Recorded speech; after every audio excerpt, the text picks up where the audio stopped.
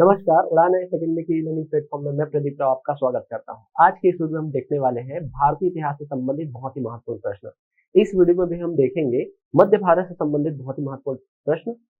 इस वीडियो में हमने कोशिश की है कि उड़ान आईएएस एकेडमी के द्वारा आयोजित की जाने वाली सीजीपीएससी 2022 के प्रश्नोत्तर श्रृंखला जो टेस्ट सीरीज चालू हुई है, उससे कुछ प्रश्न उठाकर आपसे साझा करने के, ठीक है, जिससे आप समझ पाए कि उड़ान आईएएस एकेडमी किस प्रकार के टेस्ट सीरीज है। और साथ ही साथ ये भी याद रखिएगा कि आपको आने वाले भविष्य में जितने भी एग्जाम है पीएससी की, वो उनमें कैसे प्रश्न पूछे जा सकते हैं। तो आगे बढ़ने से पहले हम आपको बता दें, उड़ान आईएएस एकेडमी आपकी तैयारी के लिए एक नई बैच प्रारंभ करने जा रहा है, जो कि चालू होगा 17 अक्टूबर से। यह बैच जो होगी सीजीपीएससी प्री और व्यापम दोनों को ध्यान में रखकर प्रारंभ की जा रही है। बढ़ते हमारे प्रश्न श्रृंखला की ओर। हमारा पहला प्रश्न है, मोहम्मद गौरी के स्वर्ण सिक्कों पर प्रायः निम्नांकित अंकन होता था। अगर आप मोहम्मद गौरी के बारे में पढ़ेंगे और उनके आक्रमणों के बारे में पढ़ेंगे तो आप जानेंगे उन्होंने चंदावर के युद्ध के पश्चात जब कन्नौज पर अधिकार किया था, तब उन्होंने सिक्के जारी किए थे और उन सिक्कों पर देवी मां लक्ष्मी का चित्र अंकित था और दूसरी ओर लिखा हुआ था नागरी लिपि में मोहम्मद बिन साम, जो नाम था किसका, मोहम्मद गौरी का। ठीक, तो ऑप्शन में देखिएगा, पहले ऑप्शन आपका दिख जाएगा कि एक ओर पर देवी लक्ष्मी और दूसरी ओर पर नागरी लिपि पर उनका नाम लिखा होता था, ठीक, नागरी अक्षरों पर। तो इस प्रश्न का उत्तर तो आप अच्छे से याद रखिएगा। इसके अलावा आप ये भी याद रखिएगा कि जो महमूद गजनवी थे, जो मोहम्मद गौरी के पहले आए थे, उनके सिक्कों पर तो संस्कृत के लेख लिखे हुए थे और उनके दरबार में कौन उपस्थित थे, अलबरूनी, ठीक है। और यहाँ पर ये आपको याद करना है। तो इसी से जो मिलता जुलता एक प्रश्न, अगला प्रश्न हम देखते हैं। अगला प्रश्न हमारे सामने है, मोहम्मद गौरी के बारे में निम्नलिखित में से कौन से कथन सही है। सही है, अब देखिए, अजमेर के चौहान वंश के अंतिम शासक विग्रहराज तृतीय को पराजित किया था। जी नहीं, विग्रहराज तृतीय नहीं, पृथ्वीराज चौहान तृतीय। तो पृथ्वीराज तृतीय लिख देता हूं मैं, आप याद रखेगा, ठीक है। हाल फिलहाल में अभी इनकी मूवी आई थी पृथ्वीराज चौहान से संबंधित।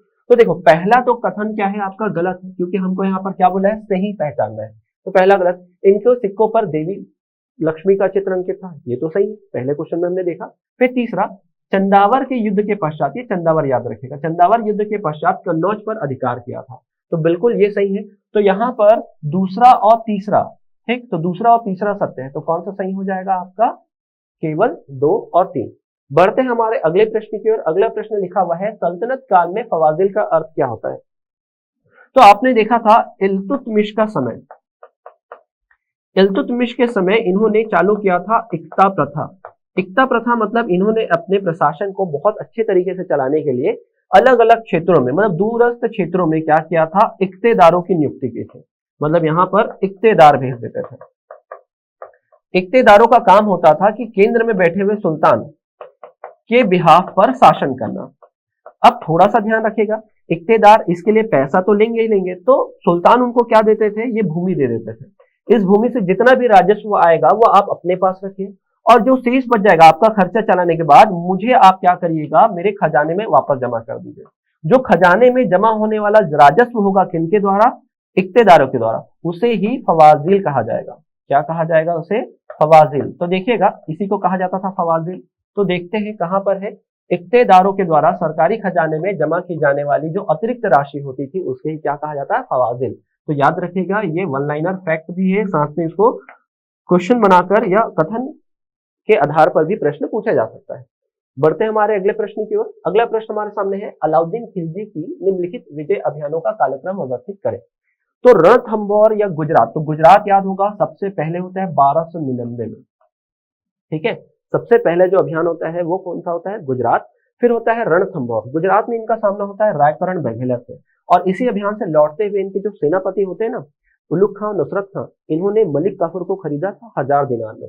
फिर रणथंभौर ये होता है 1301 के आसपास में, यहाँ पर शासक होते हैं हम्मीर देव। यहीं पर आप देखेंगे जौहर प्रथा का पहला उल्लेख, मतलब इस काल में, ठीक है। वैसे इसका पहला जौहर प्रथा का उल्लेख तो पहले ही हो चुका है, लगभग पूर्व मध्यकाल में। फिर उसके बाद देखिए चित्तौड़, चित्तौड़ का जो अभियान है, राजा रतन सिंह थे यहाँ पर, ठीक है, और इनकी रानी थी पद्मावती। तो यहाँ पर अभियान होगा 1303 में। फिर ये वारंगल जो होता है 1309 के आसपास में होता है। यहीं पर क्या होता है, आप तेलंगाना या वारंगल बोलते हैं, यहीं पर के जो शासक होते हैं वो कोहिनूर का प्रदान करते हैं किनको, मलिक काफूर को, और मलिक काफूर से जो कोहिनूर है कहाँ पहुंच जाता है, अलाउद्दीन खिलजी के पास। तो देखिएगा आपका आंसर 2 2143 होना चाहिए, 2143। तो देखिए ऐसा कुछ ऑप्शन है, बिल्कुल एक ही। और मेरे ख्याल से इसका तो एक ही बार आंसर निकाल सकते थे, केवल पहला जो है, मतलब पहला आंसर जो होता, पहला आक्रमण वो क्या होता, गुजरात। तो गुजरात के लिए देखो दो एक ही जगह लिखा हुआ है, कहाँ, ऑप्शन नंबर सी में। बढ़ते हैं अगले प्रश्न की ओर। अगला प्रश्न लिखा हुआ है, सल्तनत कालीन विभागों के बारे में निम्नलिखित में से कौन सा कथन सही है। सही है, ध्यान देना, सही है, आपको निकालना है। तो दीवाने बंदागान, तो दीवाने बंदागान जो है वो फिरोज शाह तुगलक से है, कि फिरोज शाह तुगलक के बारे में बोला जाता है सर्वाधिक दासप्रिय शासक है। ठीक, तो दासप्रिय शासक, तो ये तो सुमेलित नहीं है। दूसरा, दीवाने मुक्त खराज, दीवाने मुक्त खराज नामक जो विभाग है वो करवाया था स्थापना किसने, अलाउद्दीन खिलजी ने। अलाउद्दीन खिलजी ने इसकी स्थापना की थी ताकि राजस्व प्रशासन में सुधार आ सके। तो यहाँ पर क्या लिखा हुआ है, फिरोज शाह तुगलक, तो ये भी सुमेलित नहीं है। फिर दीवाने अर्ज, दीवाने अर्ज जो एक प्रकार का सैन्य विभाग था, सैन्य विभाग था जो स्थापित कराया किसने, बलबन ने। बलबन ने दो विभाग बनाए थे, एक तो दीवाने वजारत विद्या विभाग और दूसरा था दीवाने अर्ज या आरिफ जो होता है क्या, सैन्य विभाग। तो यहाँ पर क्या लिखा हुआ, अलाउद्दीन खिलजी, मतलब ये भी गलत है। हमको क्या चुनना था, सही, तो तीनों के तीनों गलत है, तो इनमें से कोई भी सही नहीं। ठीक है, तो ऐसे प्रश्न आप प्रिपेयर करिएगा सीजीपीएससी प्री के लिए। ठीक है, बहुत इंपॉर्टेंट है। बढ़ते हमारे अगले प्रश्न की ओर। लिखा हुआ है, विजयनगर साम्राज्य के संदर्भ में कथनों पर विचार करें। विचार करने के बाद क्या बोल रहा है, सही कथन भी चुनिए। तो पहला लिखा हुआ है क्या, विवाह कर, विवाह कर जो टैक्स लिया जाता था विवाह पर, उसकी बात कर रहा है।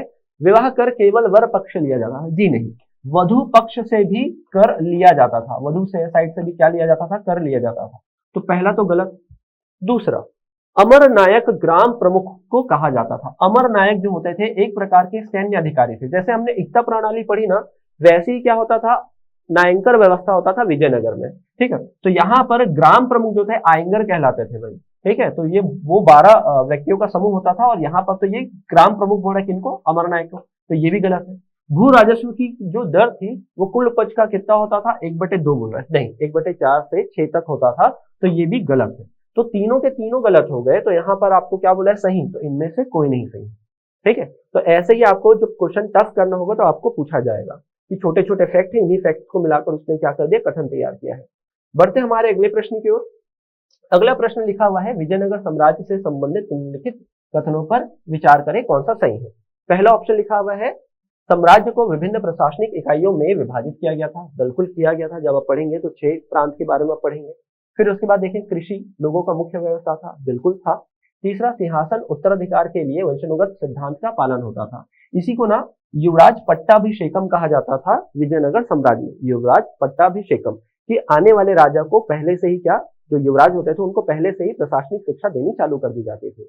फिर अगला लिखा हुआ है क्या, सही नहीं है, ये याद रखिएगा ना, क्वेश्चन क्या पूछा है। अगला लिखा हुआ है क्या, विजयनगर समाज में जाति व्यवस्था का कोई संदर्भ नहीं है, जी नहीं। राजा का यहाँ कर्तव्य होता था वर्ण व्यवस्था को बनाए रखना। जो आप पढ़ते ना अष्ट दिग्गज, उसमें जो प्रमुख थे अलसानी पेड्डन, ठीक है, उनकी एक रचना है मनुचरित। मनुचरित में बताया गया है कि विजयनगर समाज में, विजयनगर जो समाज है वो कितने भागों में विभाजित है। तो ये जो है, बाकी सब तो सही है, आपको गलत पहचाना था तो ये गलत है, तो आपका ऑप्शन क्या हो जाएगा, डी। ठीक है, ऐसे ही प्रश्न आपको प्रिपेयर करने हैं। ठीक, बढ़ते हैं अगले प्रश्न की ओर। अगला प्रश्न हमारे सामने लिखा है, विजयनगर काल से ही है। विजयनगर साम्राज्य के बारे में निम्नलिखित में से कौन से कथन सत्य है। सत्य है, इससे पहले वाला सत्य नहीं था।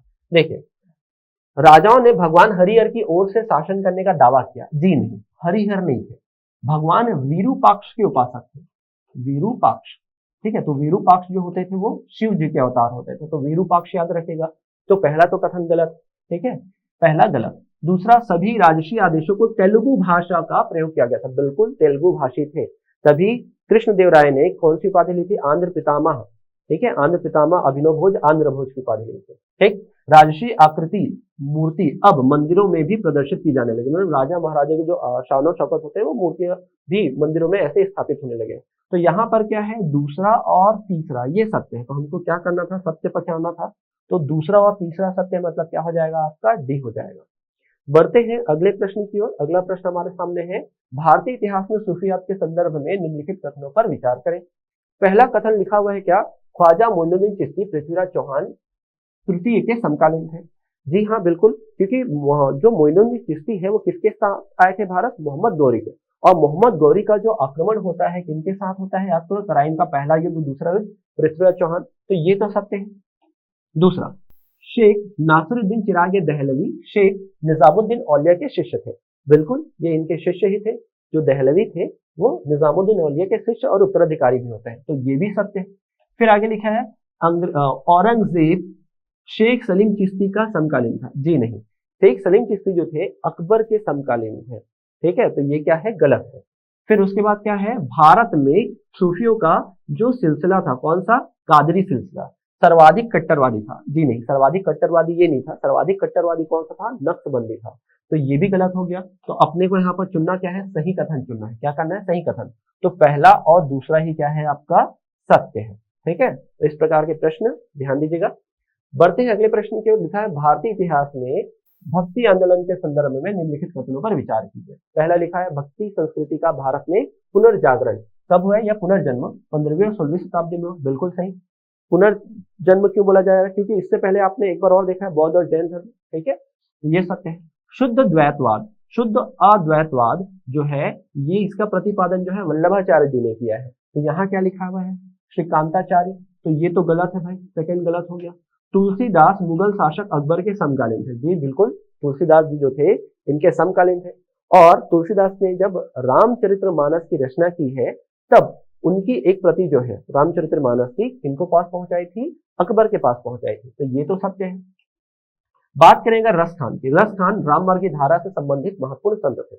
अगर बात करें रस खान की, तो राम मार्गी नहीं, वो थे कृष्ण मार्गी से संबंधित है। तो ये भी गलत हो गया। तो कौन सा सत्य हुआ, 1 और 3 सत्य हुआ। तो अपने को क्या पहचाना था, सही। तो 1 और 3 क्या है, इसमें सत्य है। बढ़ते हैं अगले प्रश्न की ओर। अगला प्रश्न हमारे सामने लिखा हुआ है, निम्नलिखित पर विचार कीजिए। बाबर के भारत में आने के फलस्वरूप, मतलब बाबर के आने के फलस्वरूप क्या हुआ। पहला कथन लिखा हुआ, भारतीय उपमहाद्वीप में बारूद के उपयोग की शुरुआत। देखिए पहला स्ट्राइक करता है कि भाई तोप लेके आए थे, तो उसके साथ क्या लेके आ सकते हैं, बारूद लेके आ सकते हैं। तो गलत हो जाएंगे हम। कैसे, क्योंकि बारूद का जो प्रयोग है बाबर के आने से पहले ही हो चुका है। यहाँ पर बोला है बारूद, तोप नहीं। तोप बोलते तो हो सकता है हम इसको सही करते हैं, लेकिन बोला है बारूद। बारूद का जो प्रयोग है वो 15वीं शताब्दी में ही चालू हो गया था। बहमनी साम्राज्य के शासकों के द्वारा पहली बार बारूद का प्रयोग किया गया था। तो हमको क्या ढूंढना है, ये तो गलत है। ठीक, इस क्षेत्र की स्थापत्य कला में इस्लामिक स्मारक बनने की शुरुआत हुई। अब भाई इस्लामिक स्मारक तो दिल्ली सल्तनत के शासकों ने भी चालू की थी। तो ये भी आपका गलत हो जाएगा, क्योंकि बाबर जो थे मुगल थे। ठीक है, और मुगल से पहले जो थे दिल्ली सल्तनत के लोग पहले ही इस्लामिक जो स्थापत्य थे वो प्रारंभ कर चुके थे। फिर इस क्षेत्र में तैमूरी या तिरमुन राजवंश की स्थापना हुई। ठीक, तो बिल्कुल ये सही है, क्योंकि जो बाबर थे वो क्या थे, मिले जुले थे। एक तरफ से पिता के साइड से तैमूर के वंशज थे और माता के साइड से क्या थे, मंगोल वंशी। इस कारण इसको तैमूर वंशी या तीमूर वंशी भी कहते हैं। तो ये सत्य। तो हमको क्या ढूंढना है, असत्य। देखिएगा, असत्य उत्तर दें। तो पहला और दूसरा क्या है आपका, असत्य। तो यहाँ पर पहला आपका आंसर हो जाएगा। ठीक है, फिर बढ़ते हैं अगले प्रश्न की ओर। अगला प्रश्न हमारे सामने लिखा है, हल्दी घाटी युद्ध के संदर्भ में निम्नलिखित कथनों पर विचार कीजिए। तो हल्दी घाटी युद्ध बोल रहा है ना यहाँ पर। हल्दी घाटी के युद्ध के पीछे अकबर का मुख्य उद्देश्य मालवा पर अधिकार करना था। जी नहीं। ठीक है, महाराणा प्रताप से जब ये युद्ध हो रहा होता है तो मालवा पर अधिकार करना नहीं था, मेवाड़ पर अधिकार करना उद्देश्य था। तो पहला तो गलत हो जाएगा। पहला क्या हो जाएगा आपका, गलत। हल्दी घाटी के युद्ध में महाराणा प्रताप की सेना के सेनापति हकीम खां सुर थे या हमीम खां सुर थे। तो ये बिल्कुल सत्य है। हमीम खां सुर ने इनकी सेना का क्या किया था, नेतृत्व किया था। फिर देखते हैं, हल्दी घाटी युद्ध में महाराणा प्रताप पराजित हुए और उन्होंने मुगल की अधीनता स्वीकार कर ली। जी नहीं, अकबर का यह अधूरा सपना था कि उन्होंने कभी भी किसको नहीं हरा पाए, वो महाराणा प्रताप को, और को हरा भी नहीं पाए और मेवाड़ पर अधिकार भी नहीं कर पाए। तो ये तो गलत। ठीक, आपको क्या पूछा है, सत्य कथन। तो सत्य कथन क्या होगा, केवल 2। बढ़ते हैं अगले प्रश्न की ओर। अगला प्रश्न लिखा हुआ, मुगल प्रशासन व्यवस्था में के संदर्भ में निम्नलिखित कथनों पर विचार कीजिए। पहला प्रश्न लिखा हुआ है क्या, मुगल प्रशासन में मुहसिब एक विदेश विभाग का प्रमुख होता था। जी नहीं, विदेश विभाग का प्रमुख नहीं होता था। ये क्या होता था, एक हिसाब से आचरण अधिकारी होता था। देखता था कि जो दरबारी है या लोग हैं वो शरीयत को फॉलो कर रहे हैं कि नहीं। तो पहला तो क्या हो गया भाई, गलत हो गया। फिर देखते हैं दूसरा, मुगल काल में राज्य की आय का मुख्य स्रोत क्या था, भू राजस्व था। बिल्कुल ये सही है। फिर उसके बाद देखते हैं, मुगल प्रशासनिक व्यवस्था में प्रांत प्रमुख जो होता था सिपा सलार या सूबेदार, दोनों में से कोई एक होता था। तो ये तो सत्य है। ठीक है, हमको क्या चुनना है यहाँ पर, सत्य कथन चुनना है। तो सत्य में क्या है, 2 और 3 क्या है, सत्य। ठीक है, बढ़ते हैं अगले प्रश्न की ओर। लिखा हुआ है, मुगल काल के निम्नलिखित युद्धों को कालक्रम के अनुसार व्यवस्थित कीजिए। तो देखते हैं भाई क्या क्या लिखा है। तिलवाड़ा का युद्ध, तिलवाड़ा का युद्ध जब आप पढ़ेंगे अकबर के समय तो ये होता है 1561 में। कन्नौज का युद्ध, ये इसको बोलते हैं बिलग्राम का युद्ध, जिसमें हुमायूं अंतिम बार पराजित हो जाते हैं शेरशाह सूरी से, ये होता है 1540 में। हल्दीघाटी का युद्ध, अभी हमने हल्दीघाटी का युद्ध कई बार पढ़ा है एक क्वेश्चन में, ठीक है, 1576 में हुआ था। और सामूगढ़ का युद्ध हुआ था 1658 में, जो उत्तराधिकार का युद्ध था, औरंगजेब जो अपने भाइयों के साथ लड़ता है। तो यहाँ पर देखो कालक्रम के अनुसार देखा जाए तो पहले आना चाहिए 2, फिर 1, फिर आना चाहिए 3, फिर 4, ठीक है। तो 2, 1, 3, तो यही आपका क्या होगा, सही आंसर होगा, ठीक है। बढ़ते हैं अगले प्रश्न की ओर। अगला प्रश्न हमारे सामने लिखा है, शेरशाह सूरी के विषय में निम्नलिखित कथनों पर क्या कीजिए, विचार कीजिए।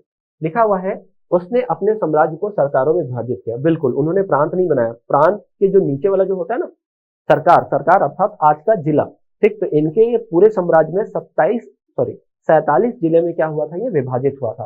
47 जिले थे इनके समय, ठीक है। और उस आधार पर क्या होता था, प्रशासन होता था। और इन जिलों को किसमें बांटा जाता था, परगनों में। तो पहला तो सत्य है, पहला क्या है आपका, सत्य। अब देखो यहाँ पर क्या है, बिना किसी अन्य कर्मचारी की सहायता से शेरशाह जो है सरकारों एवं परगनों के सीधे अपने नियंत्रण में या सीधे प्रशासित करते थे। अब सोचिएगा, एक शासक है, पूरे 27 जगहों का पूरा हिसाब किताब थोड़ी रखेगा, और फिर उसके बाद भी क्या है, उसमें परगने भी है। तो ये जो है वो क्या है, गलत। फिर देखो, रुपया नामक सोने का सिक्का जारी किया। रुपया नामक सिक्का तो जारी किया, लेकिन वो चांदी का था, सोने का नहीं था। तो ये भी क्या हो गया आपका, गलत हो गया। हमको क्या ढूंढना है, असत्य। क्या ढूंढना है, असत्य। तो 2 और 3 क्या है, असत्य है। तो 2 और 3 कहां पर है आपका, बी में, ठीक है। समझ में आ रहा है। इस हिसाब से आपको क्या करना है, प्रश्नों को आपको तैयार करना है, ठीक। बढ़ते हैं अगले प्रश्न की ओर। लिखा हुआ है, अबुल फजल द्वारा लिखित बाबरनामा का दूसरा नाम आईने अकबरी है। जी नहीं, दूसरा नाम नहीं है, वो तो बाबरनामा का एक भाग है, याद रखिए, दूसरा नाम नहीं है। तो पहला तो गलत हो गया। फिर देखिएगा, आईने अकबरी में भारत की जातियों, ऋतुओं, फसलों तथा कुदरती सौंदर्य का जिक्र है, ये सही है, ये सत्य है। आईने अकबरी मूल रूप से क्या, उर्दू में लिखी गई, उर्दू में नहीं लिखी गई है भाई, फारसी में लिखी गई है। किसमें लिखी गई है, फारसी में लिखी गई है। तो फारसी साहित्य भाषा होती थी, साहित्यिक भाषा होती थी मुगल काल में, इवन दिल्ली सल्तनत में। उर्दू बोलचाल की भाषा होती थी। तो यहाँ पर सत्य है ढूंढना है, क्या ढूंढना है, सत्य है, ठीक है। तो सत्य है मतलब क्या हो जाएगा आपका, केवल 2 सत्य है, बाकी तो गलत है, ठीक है। तो केवल क्या है, इसमें 2 सत्य है, ठीक है। तो इस प्रकार आज की प्रश्न श्रृंखला में हमने इतने प्रश्न देखे। आशा करता हूं कि ये जो प्रश्न श्रृंखला है आपको अच्छा लगा होगा, और ऐसे ही कुछ प्रश्नों के साथ मैं आपको मिलूंगा अगले वीडियो में। तब तक के लिए धन्यवाद।